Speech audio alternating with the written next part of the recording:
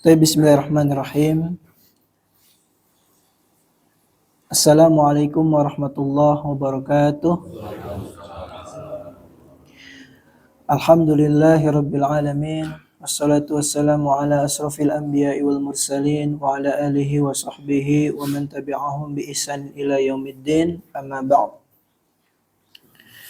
Allahumma shalli wa sallim ala sayyidina Muhammad wa ala ali sayyidina Muhammad kama shallaita ala sayyidina Ibrahim wa ala ali sayyidina Ibrahim wa barik ala sayyidina Muhammad wa ala ali sayyidina Muhammad kama barakta ala sayyidina Ibrahim wa ala ali sayyidina Ibrahim fil alamin innaka Hamidum Majid.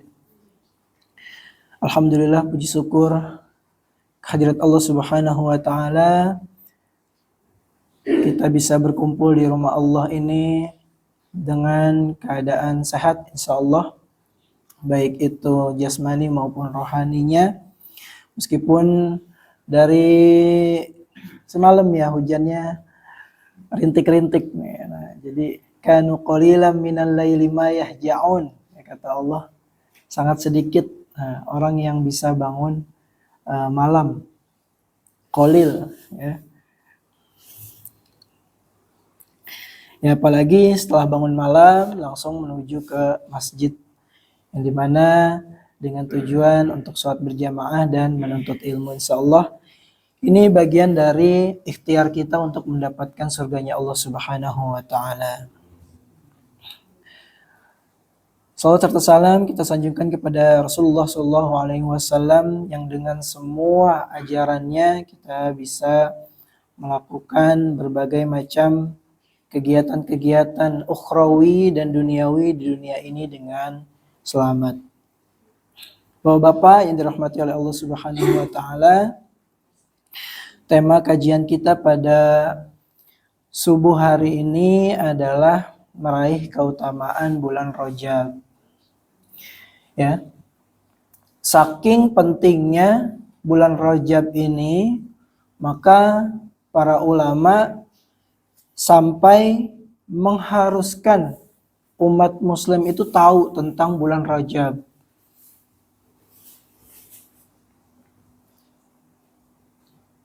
Karena bulan Rajab ini begitu spesial, begitu istimewa ya. Mungkin kita tahunya hanya Ramadan, kemudian Muharram dan lain sebagainya. Tapi ternyata Rajab ini memiliki keistimewaan dan kekhususan yang sangat luar biasa. Ya, maka sangat sedikit kaum muslimin yang tahu keutamaan bulan Rajab. Karena keminimannya atau ketidaktahuannya terhadap bulan Rajab ini, maka kaum muslimin menyia-nyiakan bulan Rajab ini seolah-olah tidak ada apa-apa. Ya, sekarang kita sudah memasuki pertengahan lebih ya bulan Rajab ya, insya Allah ini masih bisa kita kejar tentang bulan Rajab ini. Maka karena kesempatan untuk melakukan amal soleh, melipat gandakan amal soleh atau menghapus dosa-dosa, itu terdiri dari 3. Ya, yang pertama itu waktunya dulu nih. Amal di bulan Ramadan tentu tidak sama dengan beramal di bulan lain. Kemudian tempat. Sholat di Masjid Baitul Jamil beda pahalanya dengan sholat di Masjidil Haram. Itu secara nas ya. Tapi kalau secara batinan, wallahu a'lam. Bisa jadi yang sholat di Baitul Jamil pahalanya bisa 100.000 kali lipat daripada yang di Masjidil Haram. Karena niatnya mungkin lebih ikhlas, lebih ridho gitu. Apalagi tantangannya tadi harus kesini hujan-hujan. Kemudian yang ketiga adalah peristiwa. Ketika melakukan haji, tentu doanya lebih makbul daripada yang tidak melakukan haji. Jadi ada 3, yaitu waktu, kemudian tempat, dan peristiwa. Nah, begitu pun juga dengan bulan Rajab ini.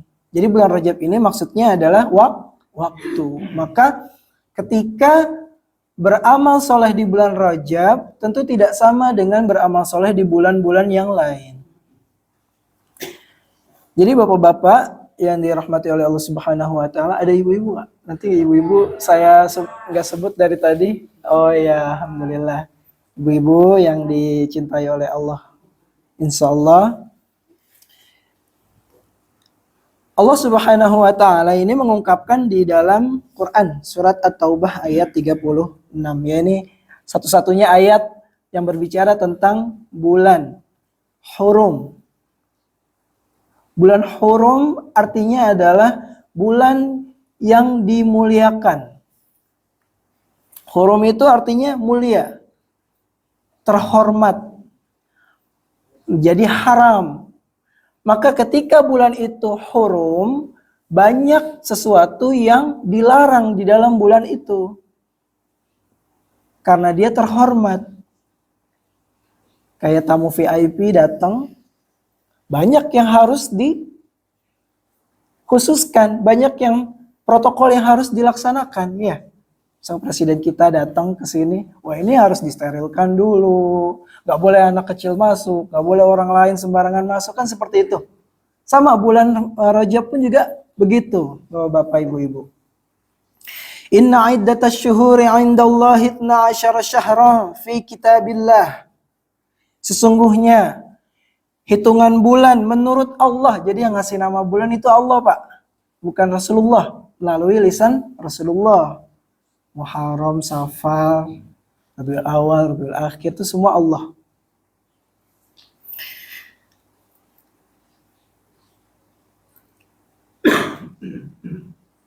Asyara syahran fi kitabillah, 12 syahran fi kitabillah. Yaitu ada 12 bulan. Sama seperti bulan di tahun Masehi, 12 bulan.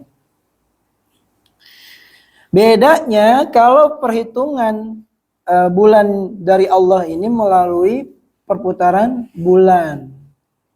Kalau tahun Masehi menggunakan putaran matahari.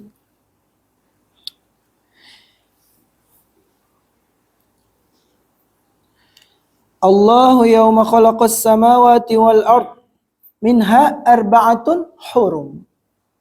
Nah, di sini pakai kata hurum. Minha, dari 12 bulan itu ada 4 bulan hurum. 4 bulan yang terhormat, 4 bulan yang dimuliakan. Yang 3 itu nyambung, yang 1 itu terpisah. Bulan apa aja itu? Ya, udah pada tahu ya. Zulqa'dah, Dzulhijjah, Muharram dan Rajab. Dzulqa'dah, Dzulhijjah, Muharram itu beruntut. Nah, Rajab ini sendiri. Hikmahnya apa? Kalau bulan ini terpisah atau menyendiri di antara kelompoknya, berarti punya kekhususan lebih tinggi dibanding bulan yang 3 tadi.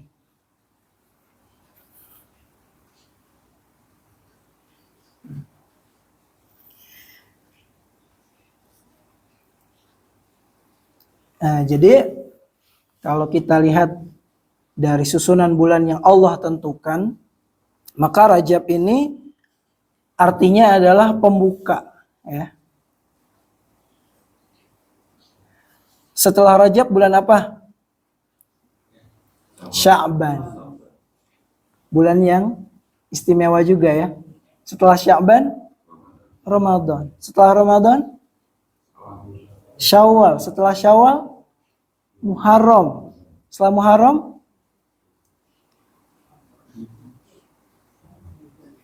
dan seterusnya. Dan ini Bapak-bapak, kalau kita tidak dapat bulan Rajab, nggak mungkin ada bulan Ramadan. Diawali bulan apa dulu tuh? Rajab, Sya'ban, Ramadan, Syawal, dan seterusnya. Jadi Rajab itu begitu agungnya sehingga dia menjadi pembuka untuk bulan-bulan yang istimewa setelahnya. Makanya sangat wajar orang-orang mengatakan bulan Rajab adalah bulannya latihan. Ya, sebelum masuk bulan Ramadan, Bahkan ada yang mengatakan Rajab itu syahrullah, bulannya Allah. Saya nggak bilang hadis ya, karena di kitab hadis dhaif juga nggak ditemuin nih. Bulan Sya'ban syahrun Nabi. Bulan Ramadan syahru ummati. Itu hadis dhaif. Jadi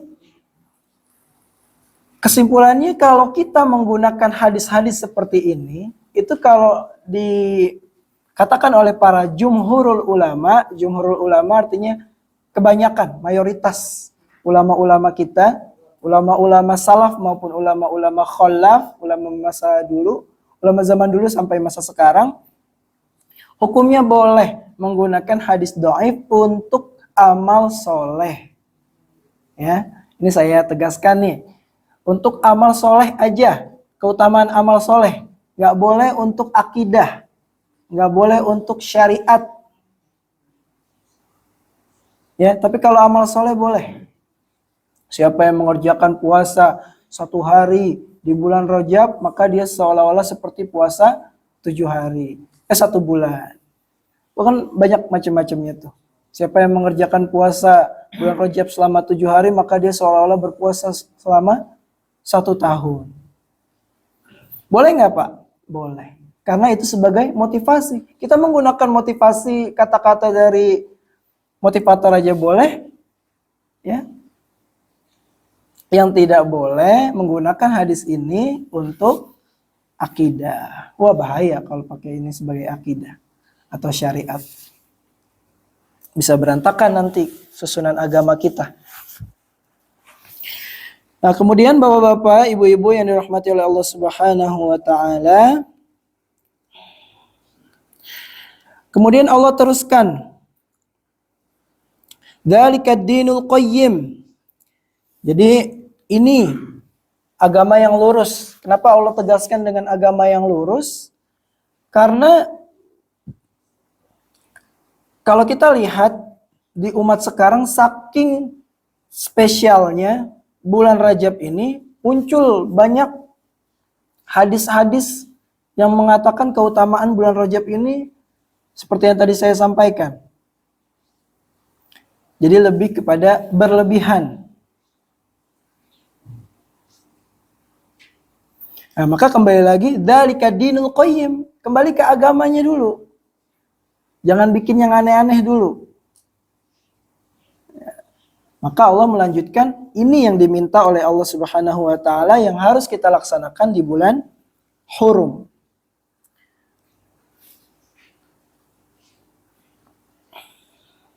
Fala tadlimu fihinna anfusakum. Fala tadlam.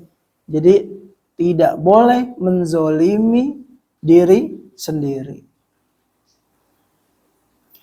Kenapa tidak boleh menzalimi diri sendiri? Karena aslinya ketika kita berbuat dosa, ketika kita melakukan maksiat, maka sesungguhnya kita sedang menzalimi diri kita sendiri. Kenapa? Nanti di akhirat jadi susah. Catatannya jadi banyak. Hisabnya jadi lama. Ya, seperti itu. Jadi sesungguhnya kita ketika melakukan dosa di dunia ini sedang menzalimi diri kita di akhirat. Bahkan di dunia pun langsung ada dibalas oleh Allah Subhanahu wa taala. Jadi amal yang paling utama di bulan Rajab yang pertama adalah tidak melakukan dosa. Susah ya, Pak?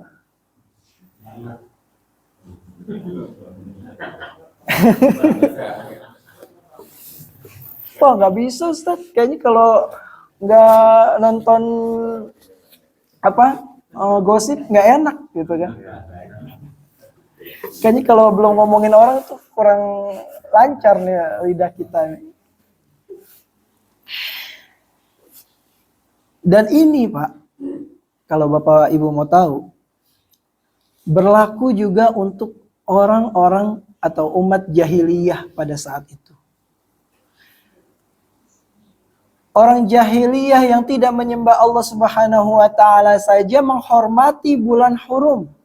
dengan tidak melakukan maksiat. Yang tidak menyembah Allah lah. Kita yang menyembah Allah, yang mengaku Islam. Buktinya apa? Jadi orang-orang jahiliyah pada masa itu tuh sukanya tuh berperang. Sukanya perang gitu ya. Perangnya tuh antar kabilah, ya, antar suku, antar kelompok. Nah kemudian orang-orang jahiliyah ini tuh pengen banget perang. Udah nggak tahan nih, pengen perang nih pokoknya. Nah lalu kemudian orang-orang jahiliyah ini, orang-orang jahil ini, dia menangguhkan bulan hurumnya itu. Jadi dibikin berantakan. Sekarang bulan apa nih? Bulan Muharram. Tapi kita harus perang. Saya nggak mau. Saya harus perang. Kita harus perang. Akhirnya Muharramnya digeser ke bulan depan. Ya udah, bulan hurumnya kita geser aja ke bulan depan. Hari ini nggak jadi bulan hurum. Itu orang-orang jahiliyah kayak gitu. Ya sampai Allah berfirman, innama nasi'u ziyadatun fil kufri. Jadi dengan dia melakukan perombakan bulan seperti itu menambah kekufuran mereka. Tapi mereka ngerti di bulan Hurum nggak boleh perang.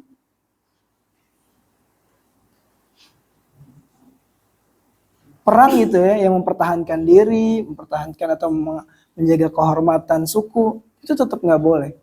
Maka dia rombak itu semua sampai Rasulullah SAW bersabda, Inna zamana qad istadraka yauma khalaqallahu samawati wal ard. Ya, jadi bulan yang tadinya berantakan itu sekarang yang kita nikmati itu siklusnya sudah sesuai. Urutannya sudah benar. Kalau dulu sama orang-orang jahil tuh dibikin berantakan, Pak. Jadi sesuai dengan hawa nafsunya. Dia mau perang di bulan ini karena di dalam bulan itu ada bulan Hurum, maka bulan Hurumnya digeser ke bulan depan. Jadi berantakan.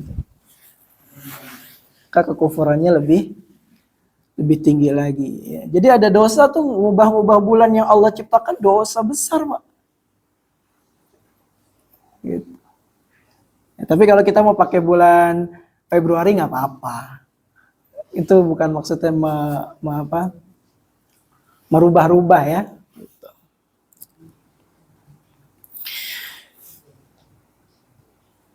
Saya teruskan dulu sebentar untuk tafsirnya ya. Nanti setelah itu baru ke amal soleh. Wa qatilul musyrikina kaffah. Wah kok Ustadz ada ayat tentang perangilah kaum musyrikin? Kan nggak boleh perang di bulan Hurum. Ya, jadi ayat ini sudah dimansuh. Jadi dalam ulumul Quran itu ada ilmu tentang nasikh wa mansukh. Jadi untuk ayat yang perangilah kaum musyrikin itu kafah semuanya, yaitu sudah dimansuh dengan kalimat fala tazlimu. Jadi di Quran itu ada ayatnya masih ada, tapi hukumnya sudah nggak berlaku. Ada juga yang ayatnya tidak ada, tapi hukumnya ada. Ada yang tidak ada dua-duanya. Ya, seperti suratul Ahzab atau disebut juga dengan suratul Qital.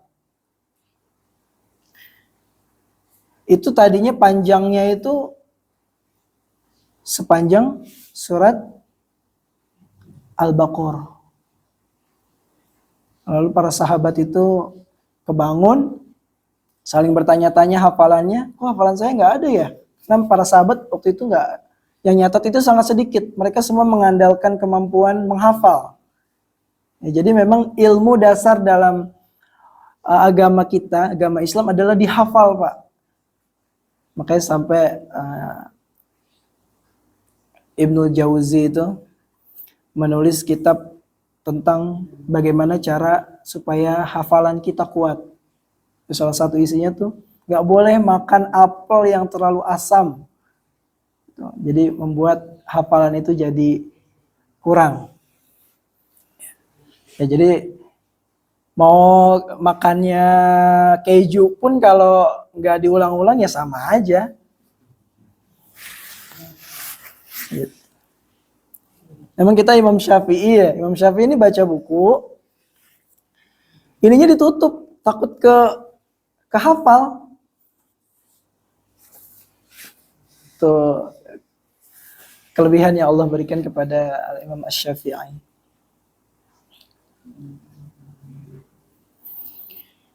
Ya, jadi untuk perangilah kaum musyrikin ini hukumnya sudah dimansuh atau diganti. Jadi intinya tidak boleh melakukan peperangan di bulan Hurum.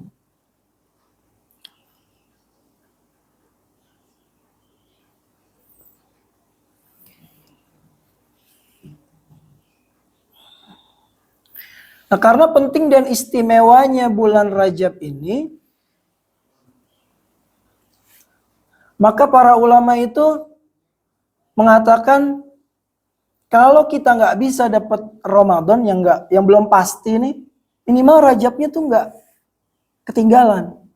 Jangan sampai Rajabnya tuh nggak kita dapat, Ramadannya juga nggak dapat. Ya siapa yang tahu ya, ajal semua ada di tangan Allah. Ada yang bulan Rajab masih sehat, bulan Syawal sudah wafat.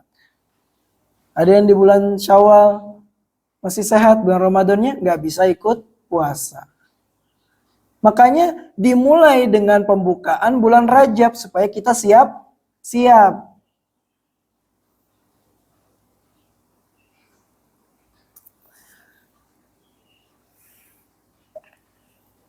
Karena bulan ini bulan persiapan, maka yang pertama amalan yang bisa kita laksanakan di bulan Rajab ini adalah qad aflaha man tazakka, mensucikan diri. Dari bulan-bulan yang sebelumnya kita mungkin terlalu bebas untuk melakukan apa aja, di bulan khusus ini maka hentikan. Bulan Rajab ini tuh Allah banyak membagikan hidayah-hidayah kepada manusia. Tapi konsekuensinya konsekuensi komitmennya kita harus menghentikan segala macam bentuk perbuatan yang Allah murkai.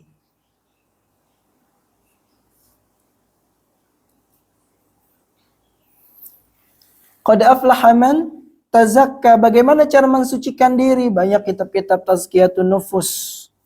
Ya. Ada karangan Ibnu Taimiyah, ada karangan Imam Al-Ghazali, ada karangan Ibnu Qayyim Al-Jauziyah. Yang paling dasar untuk mensucikan diri adalah beristighfar kepada Allah Subhanahu wa taala. Ya, di kalangan NU itu ada amalan kalau pagi itu bacanya Rabbik firli warhamni watub alayya 70 kali. Kalau sore juga seperti itu. Secara dalil memang tidak ada, tapi secara amalan betul, karena untuk mensucikan diri. Nanti kita bahas puasa ya. Kita bahas yang ini dulu. Tapi istighfar yang boleh dilakukan, yang boleh dibacakan itu terserah, bebas. Ada Rabbana dzalamna anfusana wa illam taghfir lana wa tarhamna lanakunanna minal khasirin. Ini doanya siapa? Nabi Adam. Atau la ilaha illa anta subhanaka inni kuntum minadh dhalimin. Doanya Nabi siapa? Nabi Yunus. Jadi istighfar yang dibaca di bulan Rajab ini harus lebih banyak dibanding bulan-bulan yang lain. Makanya nggak heran kalau orang-orang NU itu ngasih 70 kali ya. Karena kalau nggak digituin kita bacanya paling 3 kali. Habis sholat doang nih. Assalamualaikum. Astagfirullahaladzim. Astagfirullahaladzim. Astagfirullahaladzim. Udah.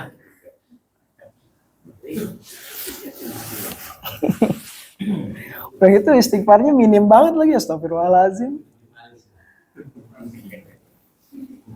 Istighfar kita harus beda di bulan ini, Pak. Nggak sama seperti bulan-bulan yang lain. Karena Allah membuka pintu ampunan lebih lebar dibanding bulan-bulan yang lain. Karena keistimewaan Rajab ini.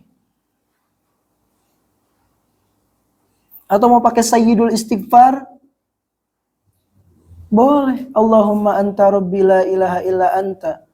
Khalaqtani wa ana ala ahdika wa wa'dika mastata'tu. A'udzu bika min syarri ma sana'tu. Abu'u laka bi ni'matika 'alayya wa abu'u bi dzambi faghfir li fa innahu la yaghfiru dzunuba illa anta. Sanggup, Pak, baca seperti itu 1000 kali?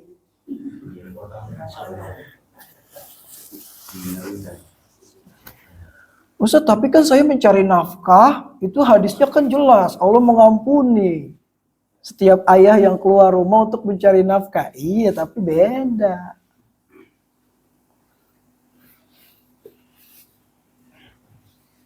Hadisnya memang ada ya. Tapi yang diminta oleh Allah adalah kita banyak beristighfar di bulan ini.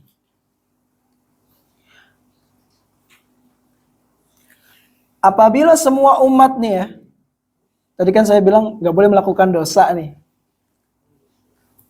Sampai Allah tuh menyampaikan lewat lisan Rasulullah, kalau semua kalian tidak melakukan dosa, kata Allah, maka saya akan datangkan umat yang suka melakukan kesalahan.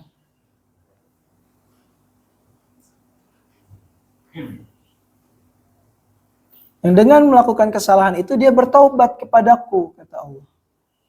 Karena kalau kita semua nggak melakukan dosa, nggak berlaku sifat Allah yang Maha Pengampun, Maha Ghafur. Iya nggak? Sampai Allah itu seperti itu. Jadi sesungguhnya Allah itu menyukai. Innallaha yuhibbu. Sesungguhnya Allah mencintai tawabin, orang yang suka bertaubat.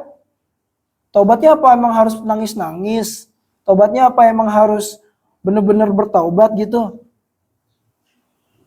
Bahkan dalam hadis disebutkan, ketika seseorang ini bertaubat, ketika seseorang ini melakukan kemaksiatan atau berdosa, kemudian dia bertaubat, kemudian dia maksiat lagi, kemudian dia bertobat lagi, kemudian dia maksiat lagi, kemudian dia bertobat lagi, dan seterusnya, maka sampai pada Allah meridhoinya.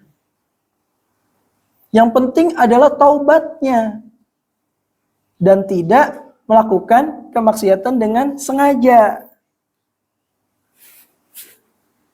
Nggak disengaja, Pak. Kalau disengaja kita tobat ya, tobat sambal namanya. Ya ibu-ibu ya, sambal apa Bu? Dicolek, dimakan, kayaknya enak nih, colek lagi.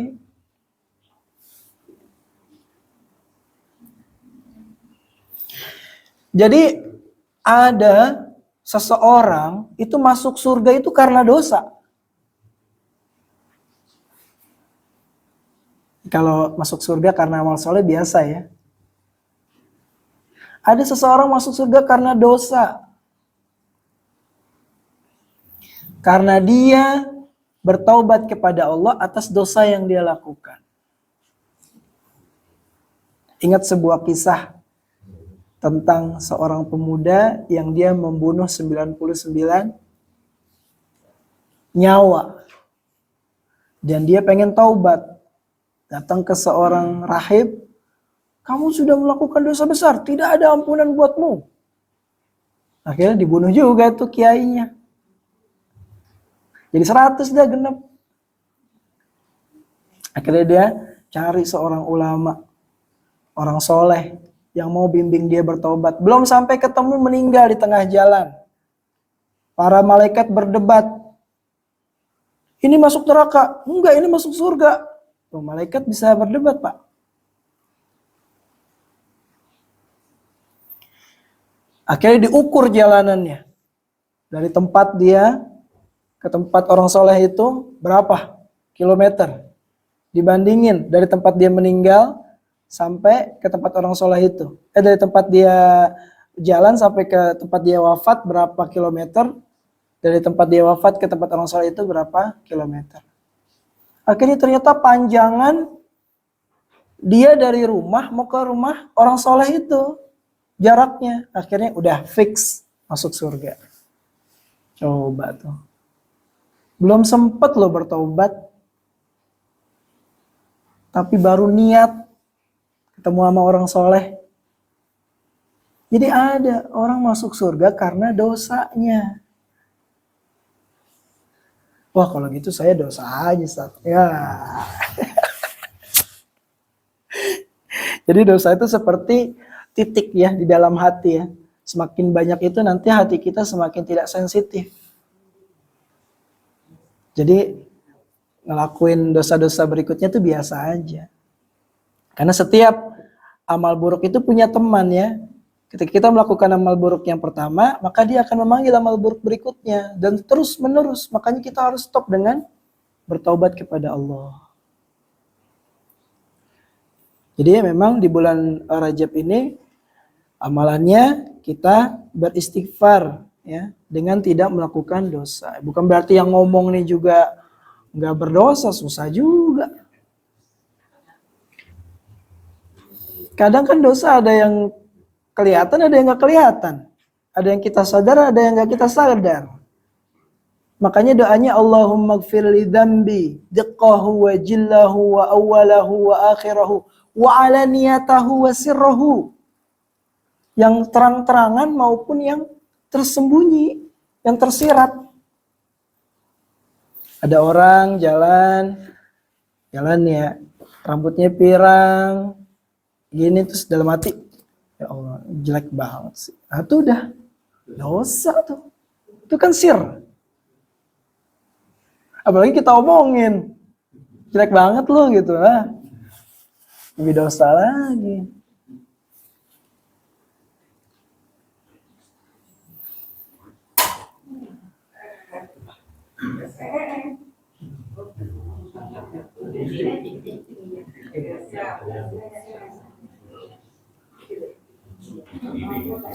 Jadi di bulan Rajab ini ya istighfarnya itu ditambah ya Bapak Ibu. Kalau mau istighfar astagfirullahaladzim, tambahin alladzi la ilaha illa huwal hayyul qayyum wa atubu ilaih.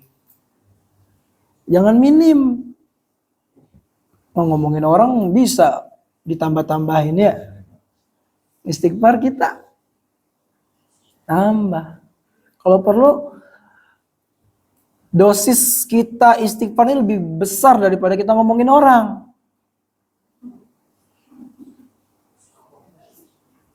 Gitu.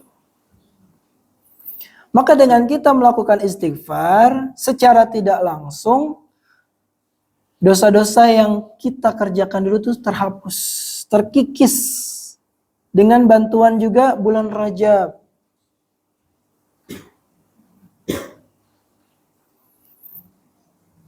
Apakah harus nangis-nangis? Enggak. Bapak Ibu bisa istighfar habis sholat atau subuh, nih istighfar aja sendirian. Enggak harus nangis-nangis. Tapi memang ada hadis yang menyebutkan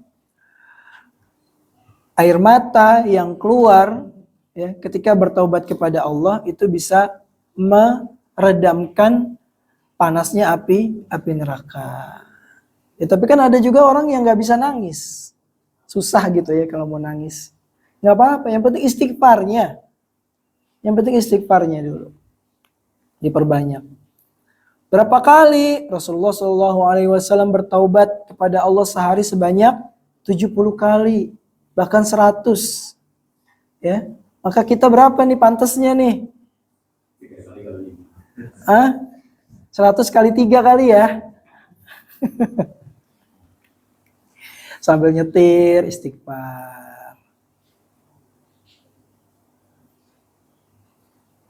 Boleh pakai tasbih nggak? Gitu. Wah sekarang tasbih udah macem-macem ya. Ada yang dipencet, ada angkanya tuh. Ya kalau mau pakai wasilah itu untuk bisa dihitung silakan.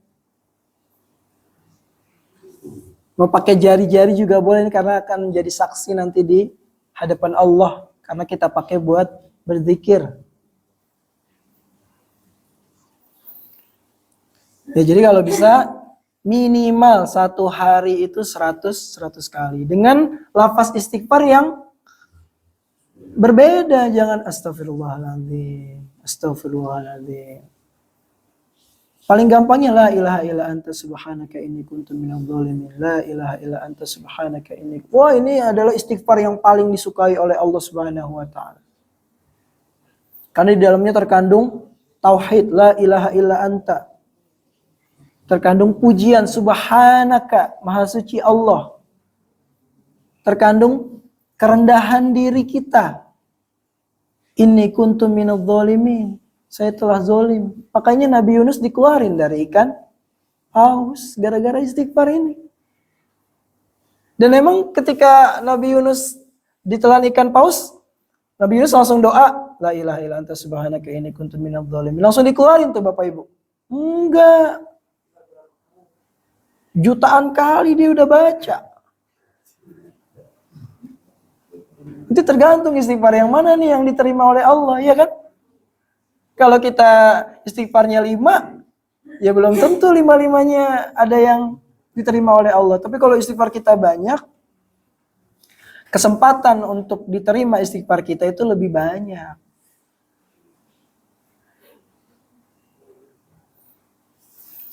Baik. Yang berikutnya adalah as-saum. Amal soleh yang bisa kita kerjakan di bulan Rajab ini adalah berpuasa. Wah, nggak ada dalilnya. Jadi saking umat didekatkan ya dengan hadis-hadis dhaif, hadis-hadis maudhu, hadis-hadis mungkar gitu. Melakukan pendekatan bulan Rajab dengan hadis-hadis itu, akhirnya umat ini jadi dhaif semua, mungkar semua. Jadi seolah-olah bulan Rajab itu tidak ada spesialnya. Padahal spesial banget. Karena selalu didekatkan dengan hadis-hadis seperti itu, maka umat jadi hadis nggak pernah Rasulullah lakukan gitu. Padahal itu memang tergantung orangnya ya, karena dia melakukan pendekatannya dengan hadis-hadis yang dhaif.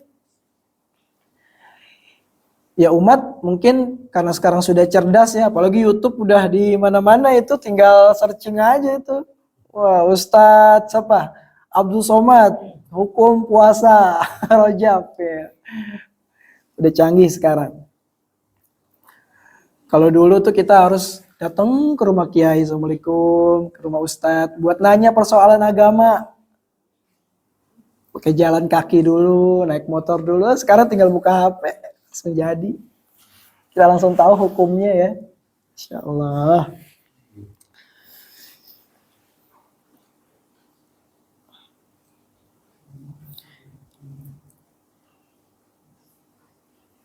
Jadi hadis yang paling sahih adalah yandabu saumu.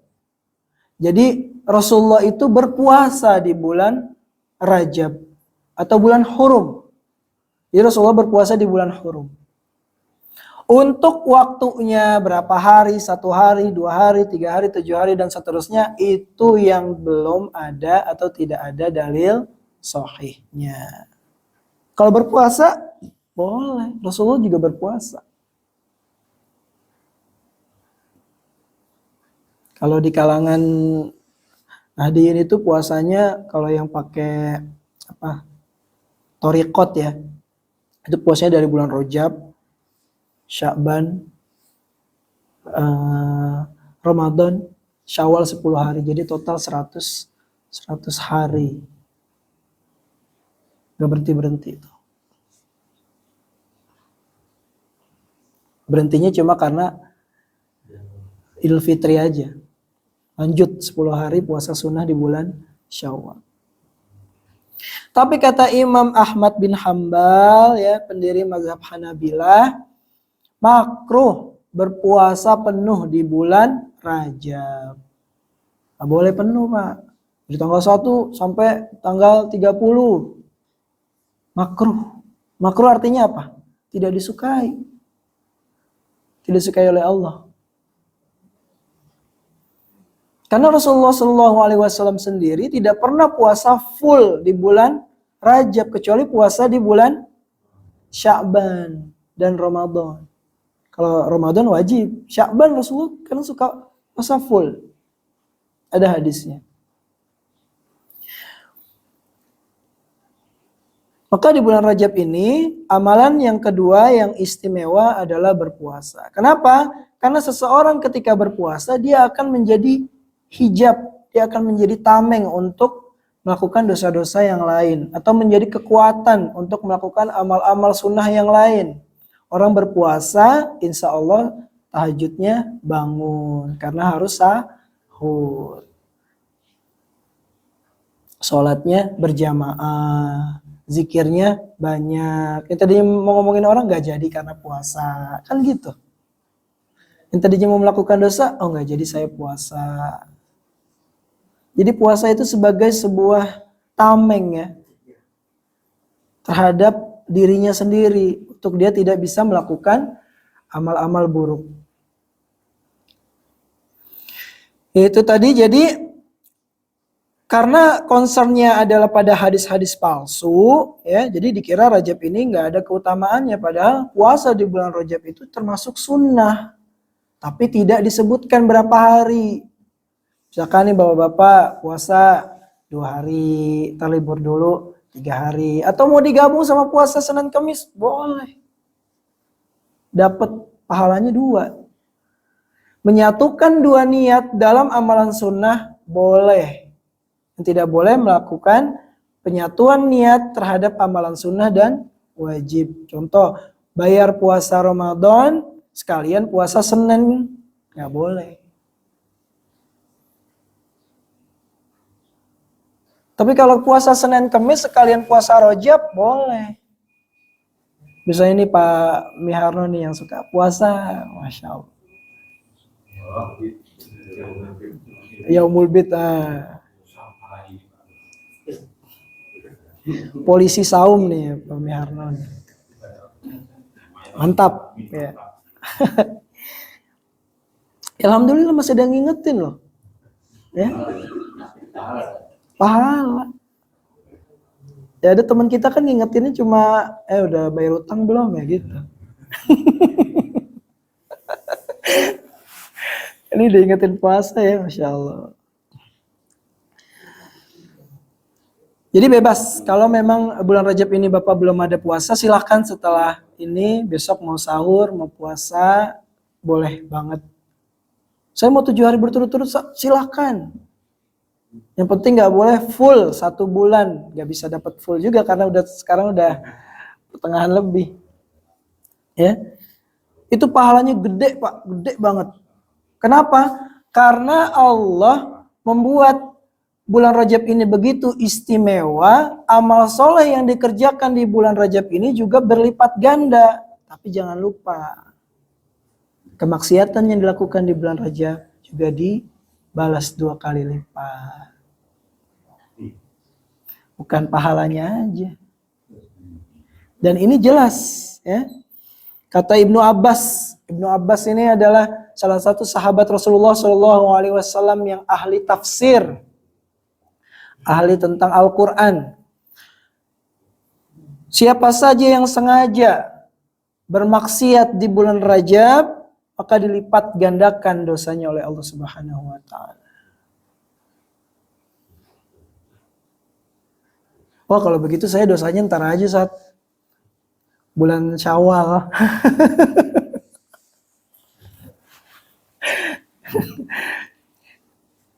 Ya nggak gitu juga, kayak bapak-bapak misalkan kerja nih punya pimpinan gitu ya, besok ternyata ada datang presiden negara Republik Indonesia mau datang ke kantor kita nih. Nah, terus pimpinan bapak itu bilang besok jangan telat ya. Terus karyawannya nyeletuk, berarti kalau lusa boleh dong telat. Kan nggak gitu logikanya. Setiap hari nggak boleh telat. Besok itu ditakkid, kalau bahasanya itu diingatkan untuk tidak telat karena kedatangan tamu istimewa. Sama di bulan Rajab juga begitu. Jadi berpuasa di bulan Rajab pahalanya sangat besar. Kemudian yang berikutnya adalah melakukan sholat tahajud. Sholat tahajud Pak, meskipun 2 rakaat aja nggak apa-apa. Wa minal laili fatahajjad bihi nafilah. Dan di tengah malam, di malam hari, fatahajjad, bangun, nafilah, sholat tahajud sebagai nafilah, amal tambahan.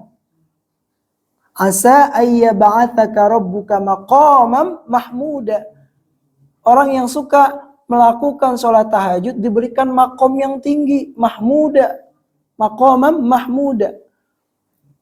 Posisinya tinggi di kalangan penduduk langit.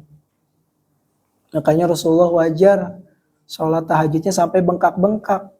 Padahal makomnya udah tinggi, dosanya sudah dihapus. Tapi Rasulullah tetap melakukan sholat tahajud. Kanu qalilan minal laili ma yahja'un.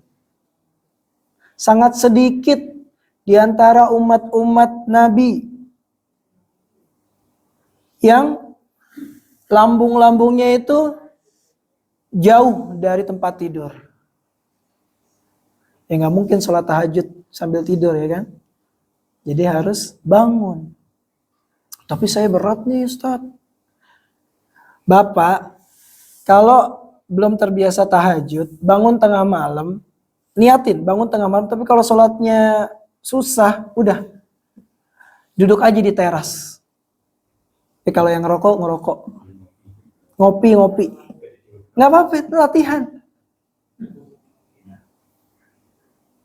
Besok-besok duduk aja atau sambil zikir. Gak usah sholat kalau emang berat. Nanti lama-lama insya Allah bisa. Ya, jadi amal soleh juga nggak kayak tiba-tiba langsung bisa. Kayak orang naik mobil. Belajar dulu.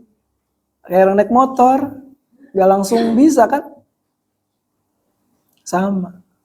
Sholat tahajud juga begitu. Bacaannya apa ya Ustaz? Apa aja. Tapi kan Rasulullah bacanya panjang. Ya boleh kalau mau bacanya panjang. Taruh Quran di depan sambil baca. Buat ibu-ibu nih, boleh Bu. Qurannya taruh di depan. Ya, ibu-ibu boleh sambil baca Quran. Boleh. Apalagi anak-anak udah pada gede ya, nggak ada yang gangguin. Enak tuh. Ya, tapi semoga suaminya nggak ada yang gangguin ya Bu. Ya makanya kan hadisnya juga siapa yang bangun atau istri bangun memercikan air atau bangunin suaminya bangunin istrinya, sholat tahajudnya bareng. Wah, Masya Allah. Harus ada agenda ya dalam sebuah keluarga, itu minimal 1 kali, minimal banget 1 kali dalam 1 bulan sholat tahajud berjamaah. Syukur-syukur lebih. Terus tapi saya nggak pede Ustaz dengan bacaan saya, nggak apa-apa. Imamin itu istri-istrinya. Ini kayak bukan istri-istrinya. Oh iya.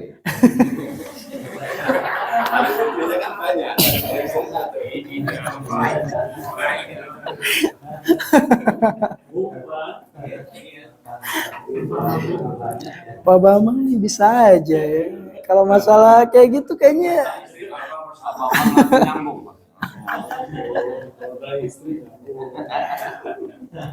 baru mau bertanya.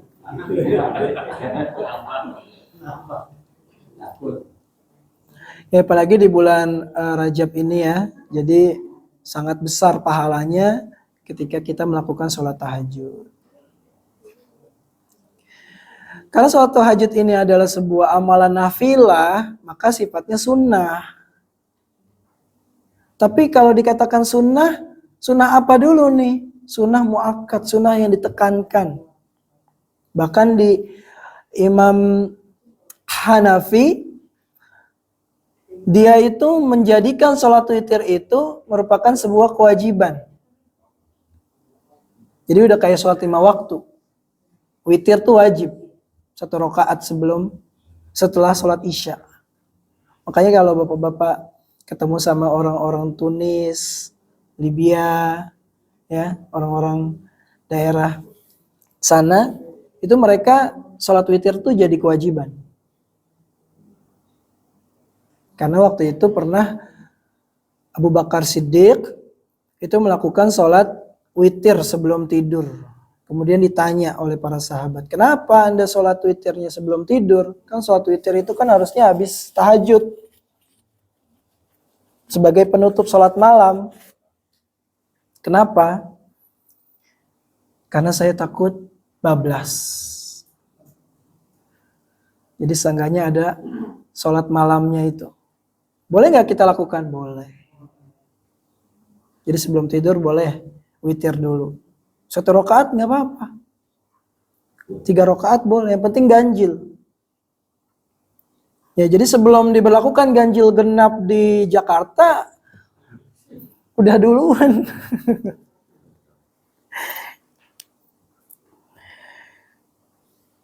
Ya, memang untuk tahajud ini merupakan sebuah amal yang berat ya, Bapak Ibu. Makanya harus didahulukan dengan istighfar. Yang bikin berat itu kan sebenarnya bukan berat badan kita, tapi niat kita, dosa-dosa kita gitu ya. Itu yang bikin berat. Apalagi kalau sampai lewat, bablas sampai siang gitu ya, sampai jam 6, sampai jam 7 nggak bangun. Nauzubillah. Karena tahajud ini sering dikerjakan oleh Rasulullah SAW, maka tahajud ini sebagai sebuah amalan yang harus dibiasakan kita lakukan. Sendirian boleh, berjamaah boleh, ya. Apalagi nanti di bulan Ramadan tuh ya suka ada qiyamul lail ya, qiyamul lail berjamaah sambil iktikaf tuh nanti ada tuh. Insya Allah ada lagi ya Pak Miharno ya, qiyamul lail iktikaf. Masya Allah.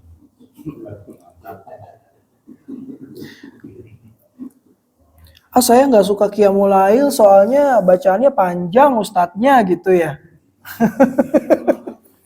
Duduk Bu, boleh. Duduk. Kan sholat sunnah. Sholat sunnah boleh duduk. Kalau emang udah gak kuat. Coba dulu diri, aduh kok udah encok aja nih udah duduk. Gak apa-apa, emang dapat rezekinya begitu. Tapi jangan sampai gara-gara imamnya baca panjang dari awal udah give up duluan. Nah, nyerah ada saya nyerah. Padahal ikut. Kalau gak kuat, duduk. Bahkan kan ditegur salah satu istri Rasulullah SAW yang ketika iktikaf dia bikin tali nih di sini sama sini ditaliin. Ngapain kalau kata Rasulullah? Ini biar saya kalau ngantuk tuh gak jatuh. Lagi qiyam, kalau lagi qiyamul lail, lagi sholat tahajud itu ngantuk, saya gak jatuh. Sampai begitu istri-istri Nabi tahajudnya. Baik Bapak Ibu, itu tadi 3 amalan yang dilakukan di bulan Rajab dengan istimewanya bulan ini, maka 3 amalan ini menjadi sebuah pedoman untuk kita melalui bulan Rajab, sisa bulan Rajab ini. Semoga Allah berkahi kita, dan termasuk doa Allahumma barik lana fi Rajab wa Sya'ban wa balighna Ramadan itu dhaif.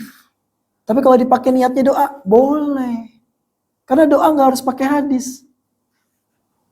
Iya, gitu. Jadi boleh Bapak Ibu, doanya Allahumma barik lana fi Rajab, ya Allah berkahilah kami di bulan Rajab, wa Sya'ban, dan berkahilah di bulan Sya'ban, wa balighna Ramadan, dan sampaikanlah saya di bulan Ramadan. Itu hadisnya dhaif. Tapi boleh diamalkan untuk doa. Jadi sefleksibel itu ya Pak, semudah itu kita dalam berislam. Itu. Baik, itu saja 3 amalan yang bisa saya sampaikan. Semoga bisa kita amalkan setelah kajian ini sampai akhir di bulan Rajab ini. Semoga Allah memberkahi kita di bulan Rajab ini dan menyampaikan kita di bulan Sya'ban dan bulan Ramadan insya Allah. Kalau tadi ditanyakan syarat ilmu yang bermanfaat itu apa aja, tapi tadi saya lihat, saya dengarkan pertanyaannya lebih kepada sesuatu yang disampaikan gitu ya. Tapi ke jamaah itu bias. Sungguhnya tugas kita ini hanya menyampaikan. Mau orang itu terima, mau orang itu amalkan, mau orang itu tidak amalkan, itu terserah. Dari zaman dulu sampai zaman sekarang, tugas para anbiya adalah menyampaikan. Gitu. Tapi kadang memang DKM suka mikir ya, kok udah begini, masih belum juga ya, saya harus kayak gimana lagi nih. Cari yang bagus lagi, masih begini juga gitu. Jadi memang Innallaha yahdi may yasha, sesungguhnya hidayah itu hanya ada di tangan Allah. Tugas kita menyampaikan aja. Ya bahkan kakeknya atau pamannya Rasulullah yang paling dekat dengan Nabi aja gak bisa menerima Islam. Kalau belum dapat hidayah ya gak bisa. Mau materi sebagus apapun Rasulullah kurang bagus gimana itu. Abu Jahal aja masih menolak. Padahal ponakannya sendiri.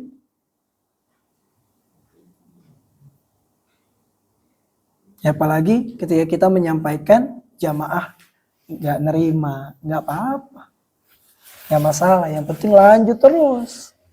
Sampaikan terus. Yang salah ketika jamaah nggak nerima, bias kitanya yang down. Kita down nih, udah dah saya malas nyampein lagi.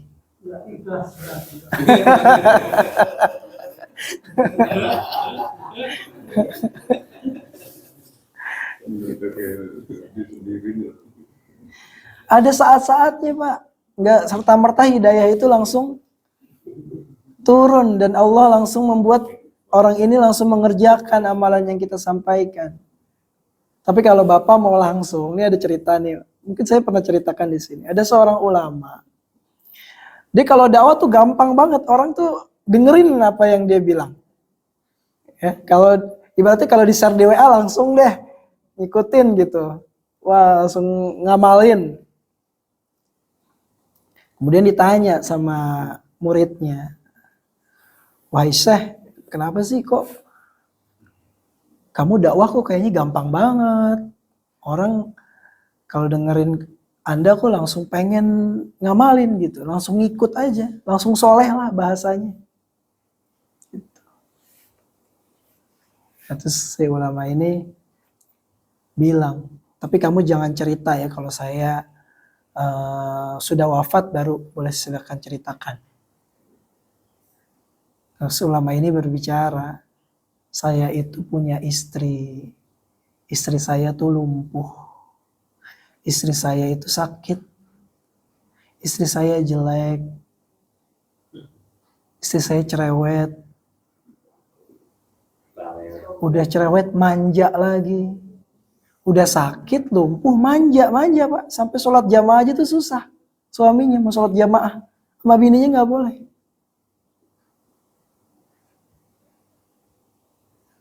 Nah, lalu kemudian Allah memberikan saya kemudahan-kemudahan karena saya sabar terhadap kondisi istri saya. Gitu Pami kalau mau langsung diterima jamaah.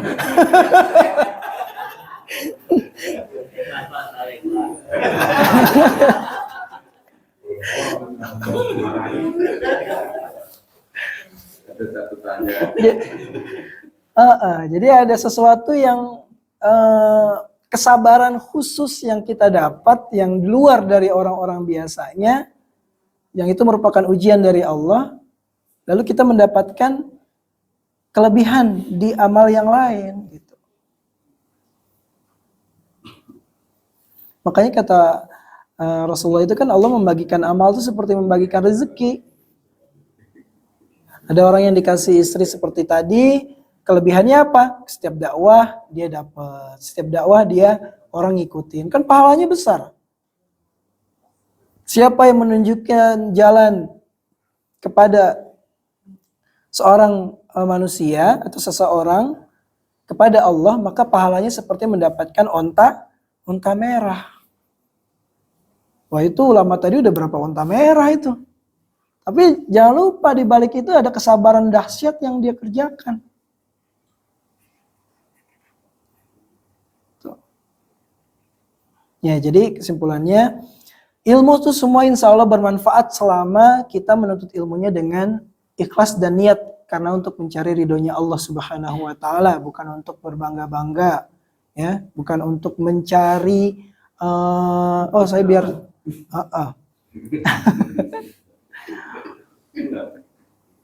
bukan untuk mencari uang gitu ya. Saya belajar kayak gini supaya saya dapat uang. Jadi kebutuhannya cuma duniawi aja gitu.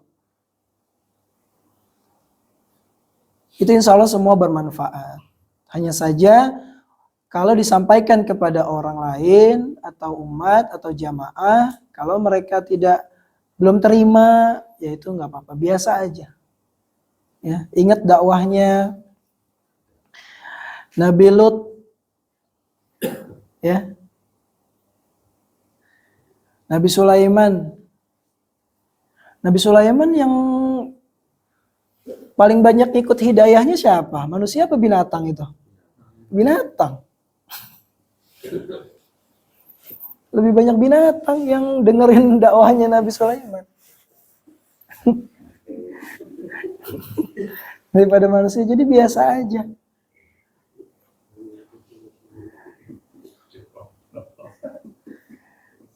Nabi Lut dakwahnya 70 tahun.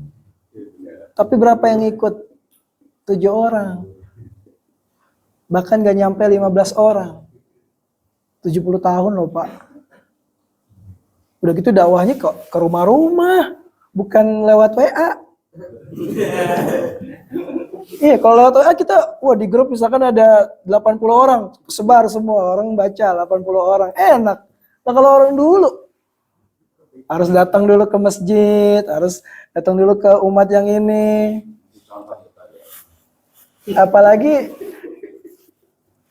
Apalagi sekarang ada YouTube ya kan, tinggal buka YouTube langsung bisa lihat ustadznya.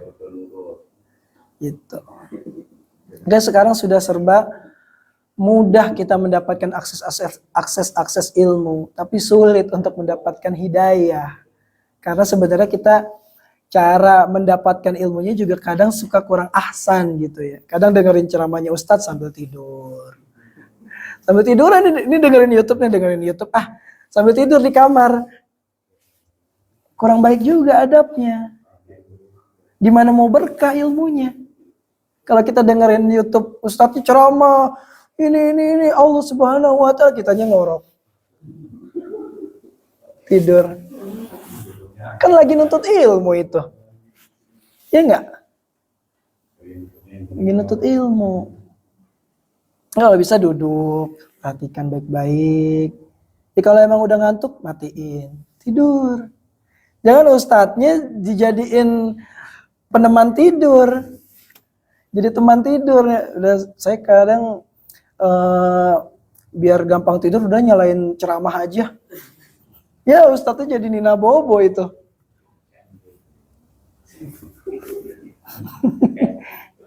Karena dia sedang menyampaikan ilmu. Beda dengan Quran. Kalau Quran boleh. Yang Quran biar tidurnya lebih nyenyak, lebih tenang, lebih rileks. Boleh. Tapi ustadznya ini ngomong masalah ilmu.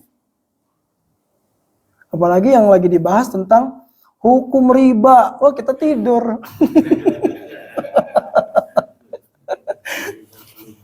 Gitu. Jadi memang kembali lagi ke kita mudah mendapatkan akses ilmu, tapi kadang kita tidak memperhatikan adab-adab dalam menuntut ilmu itu. Tuh ya Bapak Ibu. Jadi jawabannya kalau memang tadi Pak Miarno merasa agak kesulitan untuk menyampaikan ilmu atau segala macam. Itu bukan karena ilmunya yang bermanfaat, Mami. Insya Allah ilmu semua bermanfaat selama niatnya karena Allah. Itu hanya tinggal orang yang didakwahinya saja, mau atau tidak itu bukan domain kita. Domain kita hanya menyampaikan. Wah, tapi kan masjid ini nggak bisa, Ustaz, kalau nggak ada jamaah. Gitu ya.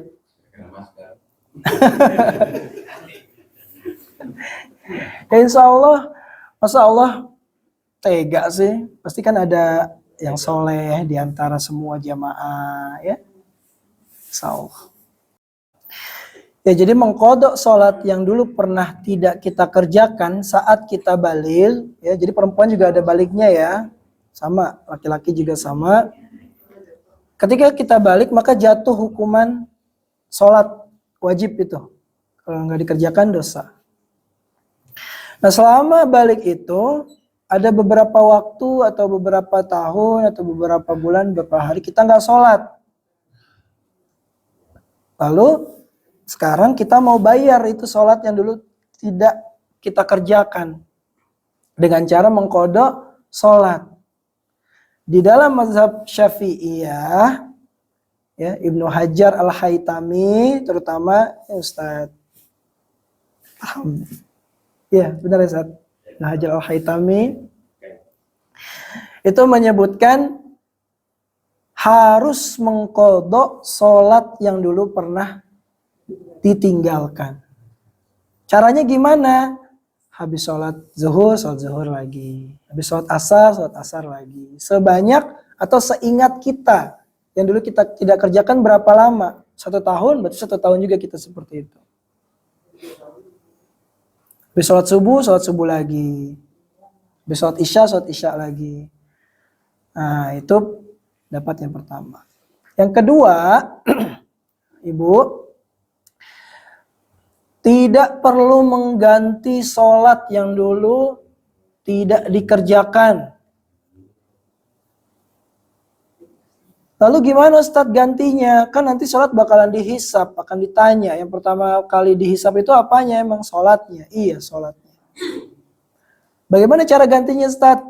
Memperbanyak sholat sunnah. Sholat tahajud, sholat duha. Itu insya Allah menjadi pengganti atau penutup sholat-sholat yang dulu tidak kita kerjakan.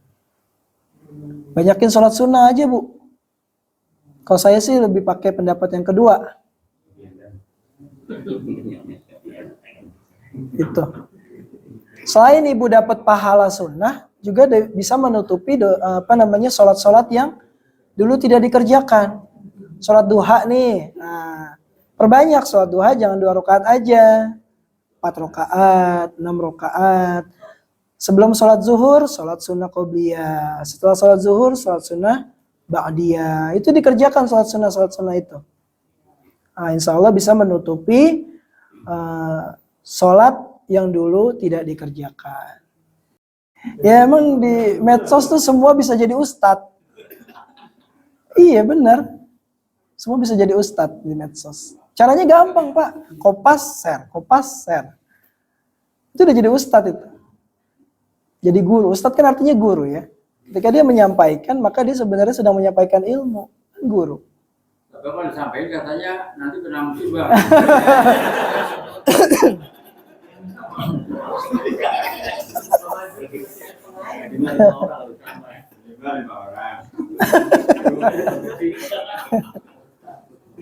Siapa yang tidak menyebarkan maka akan dapat murka gitu ya, 7 turunan gitu.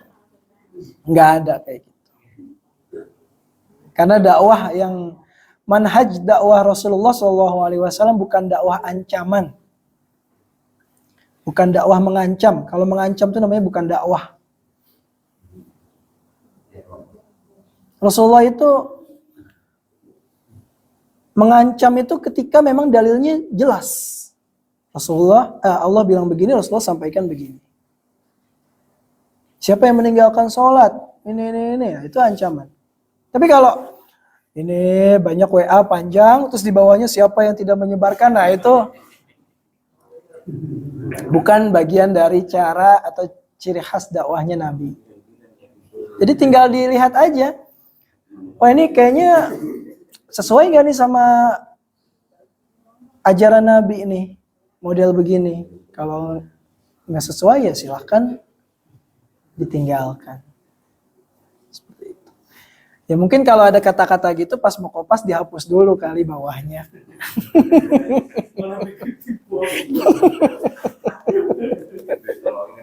Oh iya. Ya jadi dalam mengajak untuk melakukan amal soleh, tapi jadi kita belum mengerjakan, apakah kita tetap tapi apakah tetap dapat nih pahalanya ketika orang itu mengerjakan gitu ya. Jadi Quran disebutkan kabura maqtan 'indallahi an taqulu ma la taf'alun. Ya. Apakah mereka menyuruh sesuatu yang mereka tidak kerjakan? Gitu. Jadi afdolnya dikerjakan. Kerjakan dulu. Baru iya baru di sini. Memang harusnya kaum muslimin seperti ini, nggak mau ketinggalan amal soleh. Setiap ada kesempatan amal soleh dia amal soleh. Bapak puasa ya, itu maghrib bukanya di rumah saya siapin kuenya. Boleh kayak begitu. Datang Pami kalau diundang. Kalau ada sambal.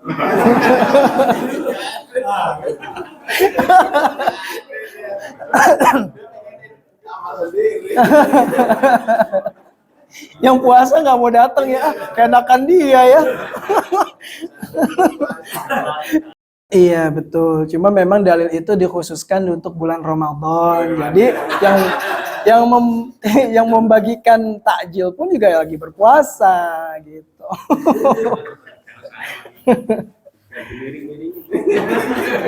Enak banget ya Pak Mia. Saya yang lapar, dia yang dapat pahala.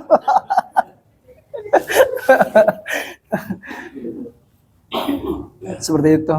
Jadi memang karakter seorang muslim adalah dia tidak sensitif terhadap peluang-peluang amal soleh ya. Kalau tidur di bulan puasa ya, untuk menghalang kita untuk melakukan dosa, itu malah jadi pahala banget. Yang tadinya harusnya berbuat dosa tapi kita tahan, kita tidur. Kata Gus Baha tuh, tidurnya orang alim itu lebih tinggi pahalanya dibanding orang jahil yang sholat. Tentang itu ya, khutbah ya.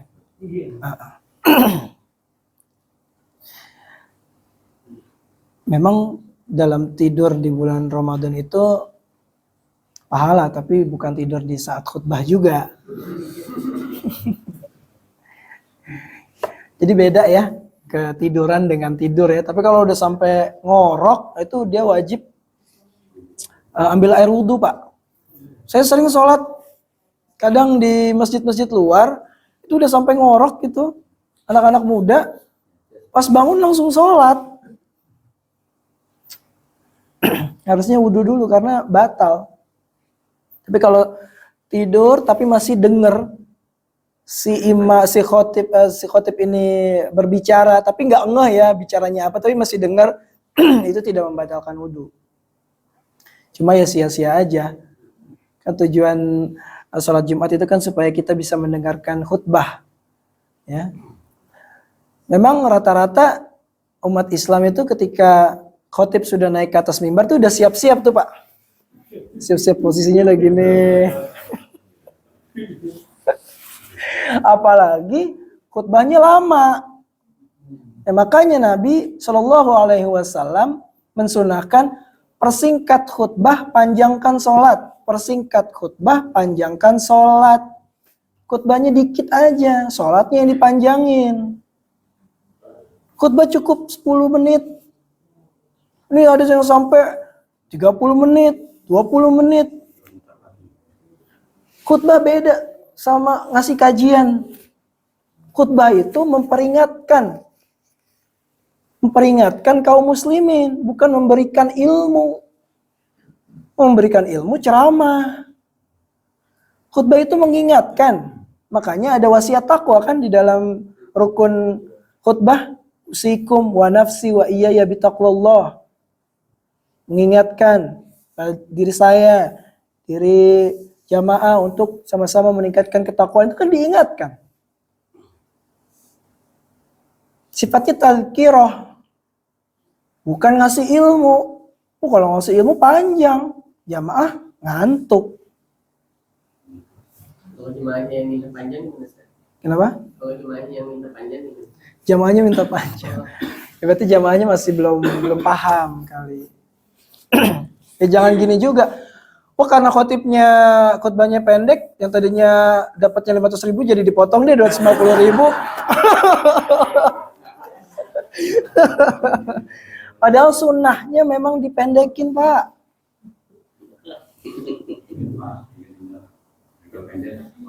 Sunnah khutbah tuh dipendekin.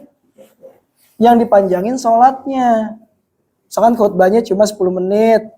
Sholatnya 10 menit. Atau sholatnya 15 menit. Bacaan yang dipanjangin. Ini kadang khutbahnya panjang banget sampai 25 menit sampai 30 menit. Sholatnya yang dibaca apa? Sabihis. Al-Ghoshiyah. Sabis Al-Ghoshiyah itu berapa menit? Itu sunnah Nabi ya. Yang jarang sekarang dipraktekkan di tengah-tengah umat gitu. Diperpendek aja. Itulah tugas para khotib. Bagaimana dengan waktu yang singkat itu punya materi yang padat, yang bisa menyentuh para jamaah.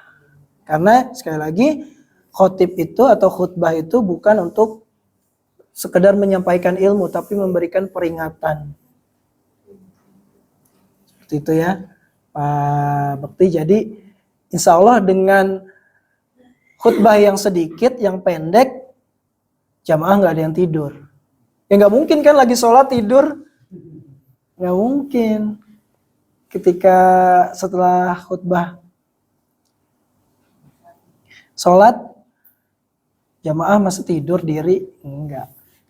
Makanya khutbahnya diperpendek, sholatnya dipanjangkan. Terus gimana dong kalau cuma hafalnya juz 30 ya baca. Misalkan juz 30 cuma hafal Atin sampai Anas. Baca dari Atin sampai Anas. Emang salah? Nggak salah. Kan sama-sama Quran itu. Cuma beda surat doang. Habis baca Atin, baca surat berikutnya. Habis baca Al-Falaq, baca Anas. Boleh. Ya Alhamdulillah. Jadi di bulan Rajab ini semoga kita meningkatkan amal soleh kita, istighfar kita kepada Allah Subhanahu wa Ta'ala. Ingat ya Bapak Ibu, Allah menurunkan hujan rahmat, hujan hidayahnya itu paling banyak di bulan Rajab. Maka insya Allah dengan kita beristighfar, dengan kita puasa, dengan kita tahajud, maka Allah menurunkan hidayah-hidayah yang Allah kehendaki untuk kita. Jadi hidayah tuh nggak langsung dapat hidayah terus dia bisa sholat qiyamul lail gitu. Enggak. Hidayah macam-macam Pak. Ada yang dikasih hidayahnya dulu sementara hidayahnya sholat jamaah dulu deh. Dapat hidayah, memang baru dapat hidayahnya itu. Belum bisa sholat sunnah, belum bisa sholat ini. Oh dapat hidayahnya bisa istighfar 100 kali. Tapi nggak bisa qiyamul lail, nggak bisa tahajud. Jadi Allah membagikan hidayah itu sesuai dengan kehendaknya ya. Insya Allah di bulan Rajab ini kita banyak mendapatkan limpahan hidayah dari Allah Subhanahu wa Ta'ala.